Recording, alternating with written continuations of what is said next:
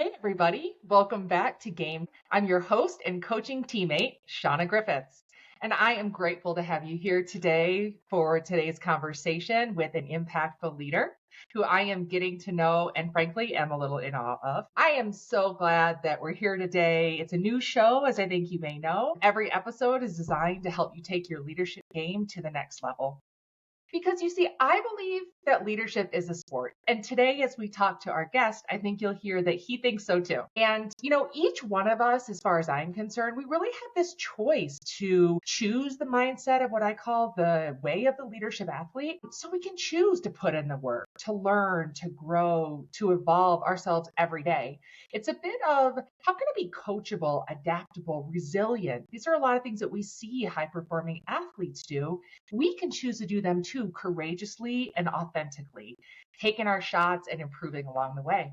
So it's going to help you. It helps your teammates, the work, helps everything work better, helps take everything to the next level. So you can choose these things. I can work to keep choosing these things. And you can keep choosing to tune in to this show, Gametime. We're always having real talk, key takeaways with diverse, authentic leaders like our guest who's here today with us, JR Butler. Thank you so much for joining us. So excited, Shauna. Thank you for having me. Yeah, absolutely. So, folks, JR is a CEO and founder of Shift Group, a company whose sole purpose is to get athletes and veterans dialed in as business professionals. So, JR, let's stop right there. Tell us what that means. So, we talk a lot about, athletes and veterans and how they're special and unique. And when you look at the stats, right, you've got 2.5% of the college population that makes the sacrifice and has the discipline to play a sport.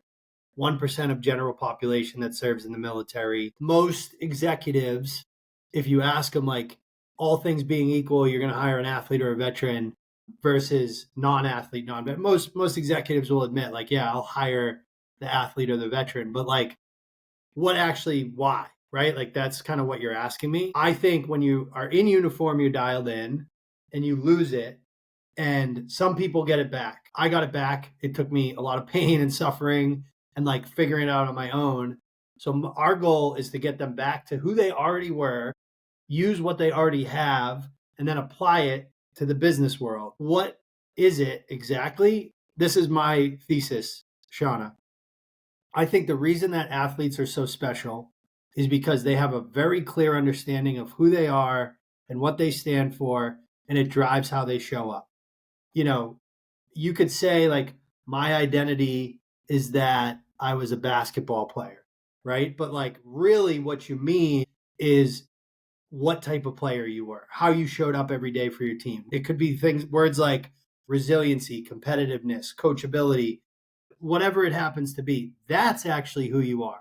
And like, understanding those things and like getting to the core of like those kind of 3 core values, that's number one, because that's going to be the foundation. Number 2, the reason athletes and veterans are special is they're very clear on their purpose, and purpose is fluffy. So I think of really what your purpose is it's your priorities in your life and your goals in your life. So, you spend 23 to 30 years with like a very clear priority of like, if you're I'll use athletes because I can speak to that personally. Like, I wanted to play Division I hockey. I wanted to play professional hockey. And my priorities in my life were like, school, family, school, hockey. Like, that's what my dad used to feed to us. But hockey was above all the other noise, right? And then I wasn't a hockey player anymore. I didn't have any priorities. Like, it was easy for me to make a wrong decision. It was easy for me to say yes to something I shouldn't have said yes to. And I didn't have any goals. Like, once I was done with hockey, I hadn't done the work to think like, all right, what's important to me now in terms of my priorities, and what do I want to achieve in the next 1, 3, 5 years?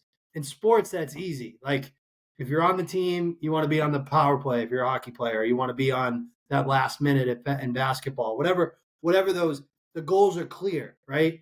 And then nobody works with these folks. Nobody worked with me to be like, all right, dude, like, the reason you accomplished much more than you could have without these things is because you had clear goals. So that's like number one, is like, let's figure out career-wise what are your priorities? Is it salary and compensation? Is it where you live? Is it career growth? Is it work-life balance? Like, we make them actually think and rank and explain why those things are important. And then we talk about financial goals because, like, ultimately, your career is making a living. Like, that's the goal. What you choose to do is going to determine what your living looks like, right? So that means how much money you make. So we make them think about, like, how much money do you want to make and why is that the number and why is it important? And now we're getting into the core of, like, who they are, what matters to them, and what they want to accomplish. And then the last piece when we talk about being dialed in is, like, the playbook. Okay. So, like, I knew from 7 years old, my father was a high school hockey coach. I knew from 7 years old, these are my priorities are I want to play Division I college hockey, I want to play professionally. My dad was like, listen, dude, you got to shoot $500 a day. You got to do this many push-ups, this many sit-ups, this many wrist rolls, this much stick handling, this many sprints. Like, it was very clear. The playbook was clear. That is not so true in the real world and in the business world. So what we've done is we've developed over time the playbook. It's like, this is who you are. This is what's important to you. Here's how you're going to go achieve it, right? Here's the right career choice that matches your priorities and goals financially. And here's how you can be successful in that career. And if you give this type of person like me and you or a veteran, like, that type of guidance, the rest is easy, right? Like, we do like tactical, like, job and role specific training, but, like, and that's longer. But, like, if we get this part right, I actually I'm not concerned about the rest of it. Cause, like, when I say dialed in, that's what I mean. That's what I'm trying to communicate is, like, we give them clarity on who they are, how they want to show up to people, what their priorities are, what their goals are, and what it's going to take to go get it. And then my thesis is this type of person, you give them those tools, they're going to be in the 1%. They're going to be in the 2.5%. And so far, we've been able to prove it. I'm so glad you described all of that to us because I really do think when you explain it that way, it really does make sense. And, again, I played basketball in college. I ran cross in grad school. You played hockey in college. So, again, we're of that mindset. The reason why I talk about this with people is because I think there's a real gap in people in business going into leadership seats. And it's some of the stuff that you're talking about. There's a gap for how to do that or as a person who wants to get to a leadership seat. Partly what I try to do with the concept of leadership athlete and leadership as a sport is to say, hey, folks, everything that JR is talking about, if you actually can see it, and then it's a bit of representation. So you're like, oh, that's how they got to that space. Maybe I can start making some of these decisions. Maybe I could follow a playbook like that. I think that people in general can be open to adopting this type of mindset, way of operating. It takes work, but everything you just described takes work. The only way that you got to play like you did, the people that go through your program, because they're willing to do the work. And that self-check, which you just talked about, you literally walk them through. They come up with those answers through your guidance. Yeah, and your point of, like, it is work, it's hard. I think more than anyone, the younger generations need to hear it because, like, I think what they're not hearing is, like, it's going to be hard. Like, whatever you decide to do, wherever you decide to land, like, it's going to be hard, and you kind of have to choose your hard, right? Like, we've all heard it, right? It's hard to get a job that you love that aligns with all your personal values, your priorities and goals. It's harder to be in a job that doesn't align with those things, right? So, like, which one do you want to do? You can either do the work up front or suffer the consequences after. And I would say the suffering of the consequences is going to be longer term versus the suffering of, like, looking in the mirror and, like, really being introspective and honest about yourself and what matters to you. So, yeah, it takes work, but I'd rather do this work than that work. And I've done both, by the way. Yeah, it's really interesting. It is good to actually share it takes that work. And a lot of times you need a roadmap, you need guidance. Like, something I talk a lot about is professional athletes, singers, performers. What do they have to keep them at the top of their game? Coaches. So if you have a coaching program, you get that guidance to help you along the way. So many people are looking for, like, the how do I get there? And they think along the way they have to make all the right decisions. There are no right decisions. It's just a decision. And then you're going to learn from it. If it's a bad decision, air quotes, bad decision, all that means is that when you made that decision, it didn't end up working as you wanted it to. So then you know what? You get to make another decision and you learn from it. And that's the stuff that if we can look at it that way, then we're participating in it and playing the game, so to say, instead of like, oh, it's happening to me type thing. Yeah, I call that like the invisible path, right? Like there's no set path, I don't think, in anybody's career. Like as long as you show up, work hard, pay attention, and continue to learn, like the path is going to kind of form in front of you, especially if you have that self-awareness, because you're going to participate. I love that, by the way, participate, and you're going to realize like, oh, this is giving me energy, this isn't. I'm going to actually look this way. The other thing about like overnight success, the song I always think about, I'm a huge rap. I like 90s rap I love that.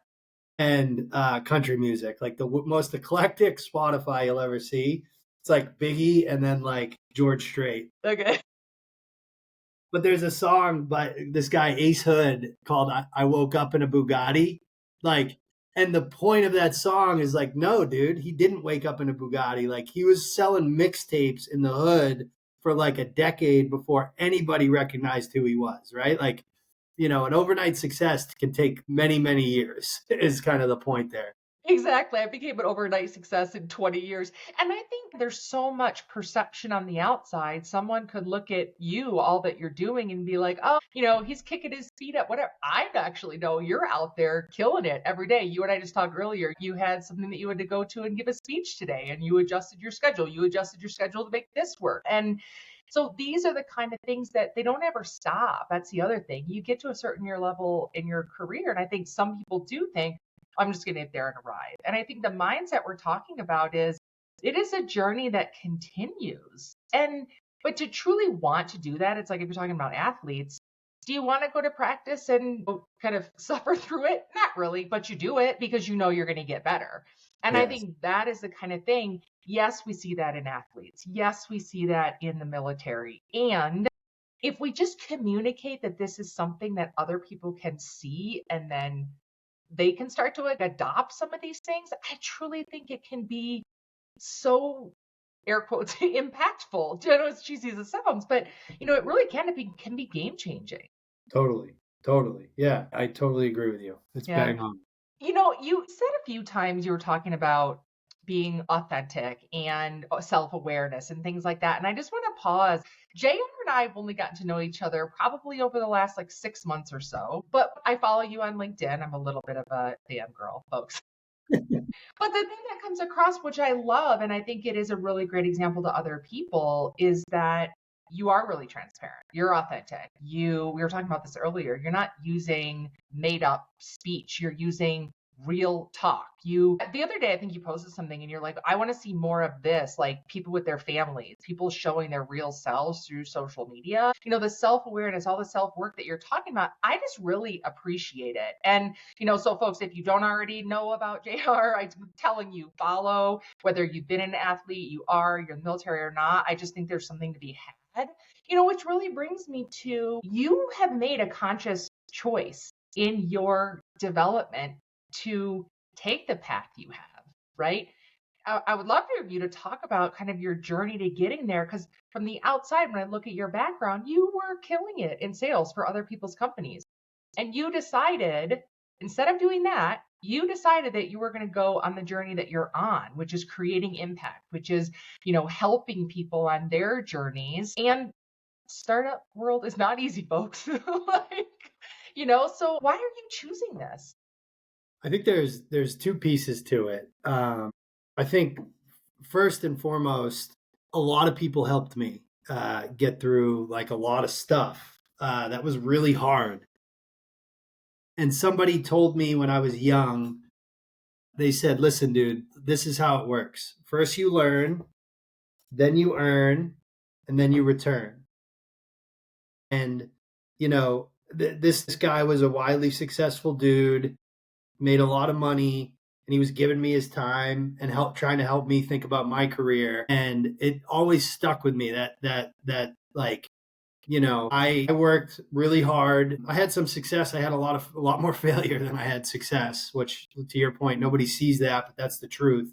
That's why you have success. But it always stuck with me that like when I'm at the point in my life, in my career, that it makes sense to do it, like I am going to return. Like that was always my plan. And mainly it was because of the people that helped me, because I wouldn't have gotten to that earn step without the learning that I got from other people. More tactically, to your point, right? I spent a lot of time as a salesperson and a sales leader.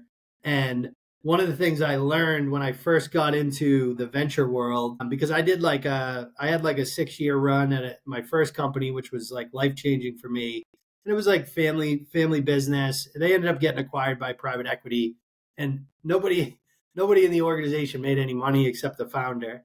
That's when I was like somebody was like, "Oh, do you know XYZ made this much money when we were bought?" And I was like, "Really?" That was like the first time I was like, "Oh, you can make money like that way. Okay, that's interesting." Then somebody explained venture to me and equity, and I was like, "I'm going to go do that so that this doesn't happen to me again where, I'm a top performer. I help build the value of a company and I don't get paid."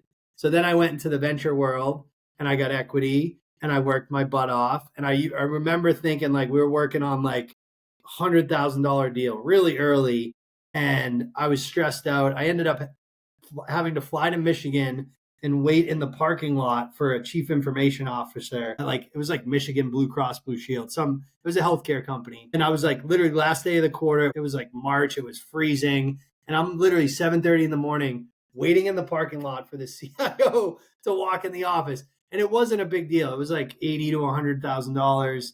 But at the time where the company was, it was a big deal. And my CEO explained to me, he's like, JR, $100,000 deal to us is worth $1 million in enterprise value, meaning like driving the value of the business up, right? And he's like, that is meaningful to you as a shareholder in a way that like $100,000 is great. You're going to get paid on that, but it's about the value of the company. And that stuck with me for like the next like probably 8 years of my career as a shareholder. And then you start growing in your career, getting bigger roles. Now you're in different rooms and you're with the true shareholders, the founders, the CEOs, the investors in the boardroom. And you're sitting there and I'm like, I'm in a freaking parking lot in East Lansing at 7:30 in March, and like he's making a lot more money than I am if this thing is successful. But like at that point, you're still not like I didn't have ideas. I knew that I wanted to work for myself, but like I needed a problem to solve and all that stuff. You do more and more of those meetings, and you start to realize like these are impressive people with really good resumes and unbelievable experience. They don't work harder than me and they're not smarter than me. They just have seen more stuff.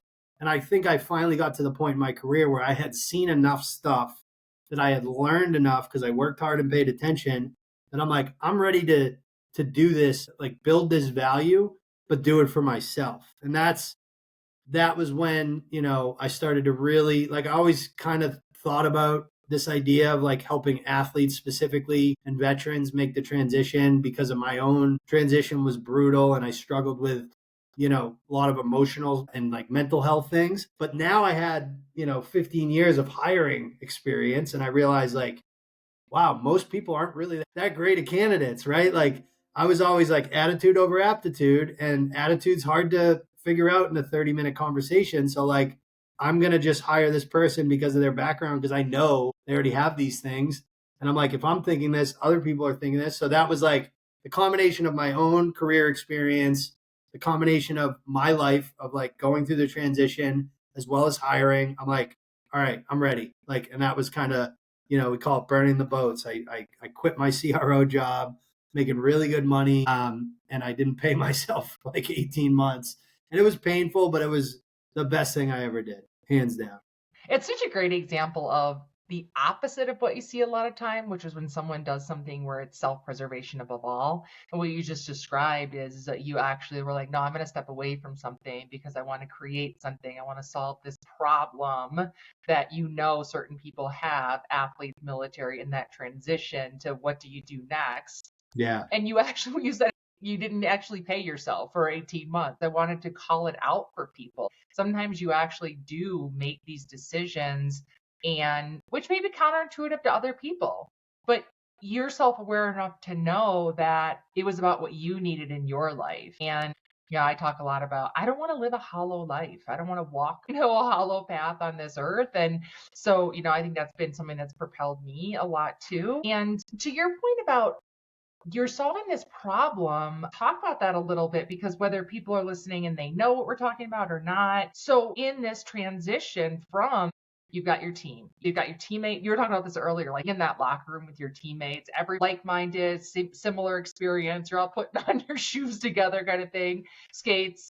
You've got coaches, you have this schedule or this regime, and it's really even more than that is a sense of belonging. This is what my own experience, Yeah. that when it's all of a sudden over and you've been doing that since you were 10, younger than 10, whatever that is, it is so hard to describe that floor drop beneath you. And I love when you're saying that you went through that. So you said, I know these people are going through it too. And then you created something out of saying this is a problem. Yeah. Yeah. And I think staying away from the business side, focusing on like the personal side, like I always compare it to like losing a loved one. I've done both, right? Somebody who's like in your life every single day, who's really shaped like who you are. Think of like a grandparent, if you've had to go through losing a parent, or like a really close friend or a sibling, like, that's what it's like when you lose sport or service, right? And that's brutal. Like it's really, really hard. So being there for them at that moment is critical. I also think, and I want to be careful here, but like the institutions, the institutions that are supposed to help, I don't know that they're incentivized to help, if that makes any sense, Yeah, right? Like, absolutely makes sense. yeah, like, universities next year, no matter what happens, tuition goes up, right? Product doesn't have to improve, outcomes don't have to improve, the tuition's going up next year, right? So, where is the incentive there for them to make sure that when the kid graduates, they get a great job? Obviously, alumni giving and all that type of stuff, of course, but ultimately, there's no skin off their back in a bigger picture. And then the government, same idea, where, the DoD wants you to stay in uniform, like they don't want you to go. And right now in the military in the US, you've got a program, it's a 3-day program called TAPS. And similarly to the university, where the people in career got out of college and went into career development, right? Like they didn't go through this. And then you've got the people running the TAPS program are basically retired military officers that didn't get a real job and they took over the TAPS program. So you've got a group of people who have never really been through it trying to help a group of people get through it. It doesn't make a lot of sense to me, right? Like, and these are not small institutions by any means, right? These are two of the biggest, like federally large global institutions that in my opinion, especially with student athletes specifically, are kind of failing a little bit with no incentive to fix it, if that makes any sense. Yeah, it makes all the sense. And I think that when you add what's gone on with NIL, when you add what's gone on with the access to media, social media, just the levels of pressure and stress that people and expectations on people to know what they're going to do next, or those type of things, it's hitting so much sooner, I think, and in such a louder way. And we need solutions like this to also be put out there, so that if you are not an athlete, or if you're not in the military, but you still see that, oh, there's a way that some people are actually making their way, they're getting through transitions, because we can cross functionally learn from each other. How are we going to fix the problems that, again, I voiced, that I think are very prevalent in leadership, if we don't have a group or groups to turn to say, well, they're doing something that's working? Yeah. This is so much of why I really felt so compelled to have you on and hear you talking about this, and why it's so important. And to your point, like finding that your tribe again, that's why I love the posts. It's why I love our community. Like it's so critical to, you've heard it, like you're the average of the 5 people you spend the most time with, right? So you have to watch your diet. And I mean what you eat, but I also mean what you consume, what you read, what you listen to, what you watch. Like, if you don't think that is impacting you, then you are not paying attention. Social media scares the crap out of me as a father, big time, but also as like a leader in business. Like, you got a lot of kids coming out with a lot of like misaligned expectations of what they're worth and what it's going to take to get there. I like to think that we're also fixing that problem a little bit, at least for a smaller part of the population. But eventually we're going to have to fix it for everybody. It's really true. I know I'm kind of on the protect my peace crusade right now in social media and media consumption. I think this is about self-regulation. And I Yeah. think we learn early as athletes, I would imagine, as military people, you learn these rules, you learn these ways to self-regulate. And, because at the end of the day, it's your responsibility, as you were saying earlier, to show up. It's your responsibility to put the work in. And it does matter who you have around you. But this sense of belonging that you have, again, if you're not someone who's in those sports, and folks, I'm saying this to you in the audience, it's that like-mindedness that you can form this sense of community. You can have the people in your corner, in your circle, who are of this mindset. But again, that takes intention. That takes conscious effort to surround yourself with those type of people and to stop the doom scrolling and things Yeah. like that. Yeah, totally. So talk to us about, you said you help them get dialed in the in the professional sense. Is a lot of it in sales? What are the type of roles that these people are going into that you're helping them prepare for? Yeah. So historically, like, we really built the business in sales because of my background, and also like athletes and military do tend to land in like business development, revenue generation, that function itself at a much higher propensity than it's, I think it's like 13% of jobs in the labor force are sales jobs, but somehow 40% of athletes end up in sales, right? So clear alignment there, and then clear alignment with my expertise. So it just made sense to do what I know right away. The pivot that we're going through now is like, we want to be able to help everybody. So the way we're thinking about the business world is like, there's really five functions in a business. There's revenue generation and business development, which is like where we've won a lot, where we'll continue to win a lot. But now we want to start and go helping people win in like strategy and operations, finance and analysis, product creation, and people and culture. Because like, if you look at any corporation, tens of thousands of people, they're somewhere in those five avenues. So that's like the big release we have coming out at the end of this month that I'm really excited about. Because right now, we get 500 to 700 folks that sign up for the program, probably about 200 to 250 that actually go through the whole thing. And the bet that we're making is that most of those people are dropping out because they just don't want to do sales, which is fine, by the way. Like, we totally understand that. The percentage that we lose that don't want to do any work, like, we're always going to be okay with losing them, right? Like, my thing is like, we don't help you find a job, we help you find a career, and there's a big difference between the two. Actually, I do want to pause on something about why military and former athletes are sort of predisposition for sales. I think a lot of it has to do with leadership as a sport, and leadership in sales is a sport. We've got a sales team, you've got your sales coach, you've got your sales leader, you've got your huddles where you're going to go over. Everybody is rallying around that team goal as well as individual goals. There's so many parallels here. Yeah. It's Most people are really uncomfortable with a black and white scoreboard. You either won or you lost. Sales is one of those functions in a business where there's like no gray area. It's like, did you get it done or didn't you? And it's like, it's right in your face. There's rankings, depth chart. It's all very it's really hard to talk about sales and not use sports analogies. Like, let's face it, right? And I think the other thing is like just the general like adversity and resilience that you need to be able to like get kicked in the teeth 99% of the time and like stick with it. That's such a rare, and it's becoming rare. It's such a rare intangible characteristic for a human to have. And I think you serve in the military, you play sports at a high level, you have to have it there too. So I think the combination of those two things are probably the biggest reason why there's such a high propensity to get into this space, for sure. Yeah, it makes all the sense. So you are one of the best in the business in sales. So I would love for you to, we'll zoom out a little bit. What are you seeing in sales, whether it's some trends you're seeing in the discipline of sales or the way people are actually selling? What are you seeing out there?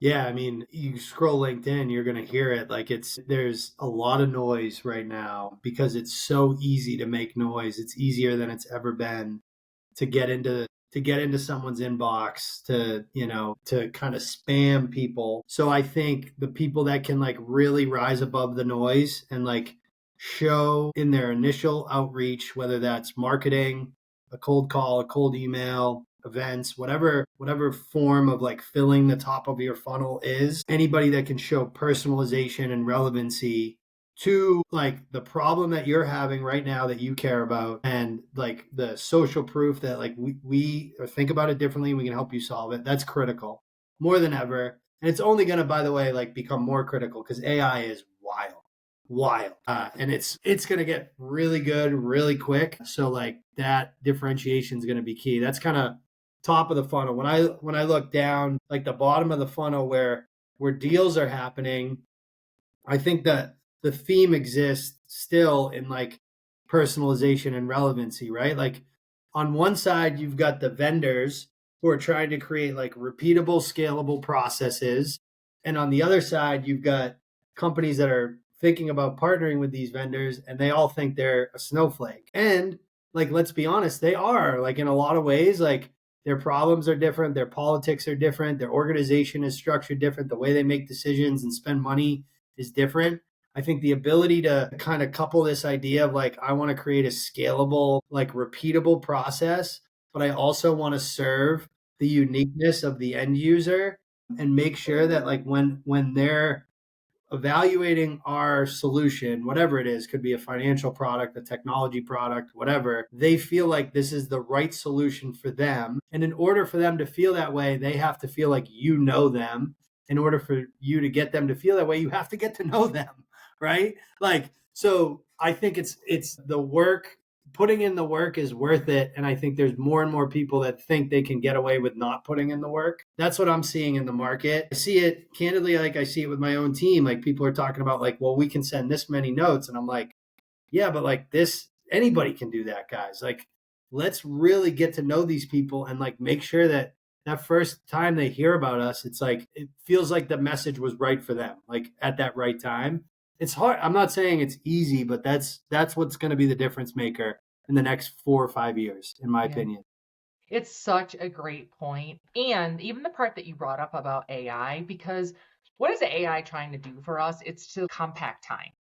And here's the thing, like in sales, there is a degree to which you can't compact that time down. It does take patience. You can use certain tools, but don't cheat yourself that time. Don't try to rush, force something to close faster just because you want it to, or because now we have these things that are crunching time down. And to your point, when you're used to having to go in and practice to make yourself better, you know that you're not going to become an MVP overnight. You got to get in your reps. You have to do those things. To your point, it is hard to be patient.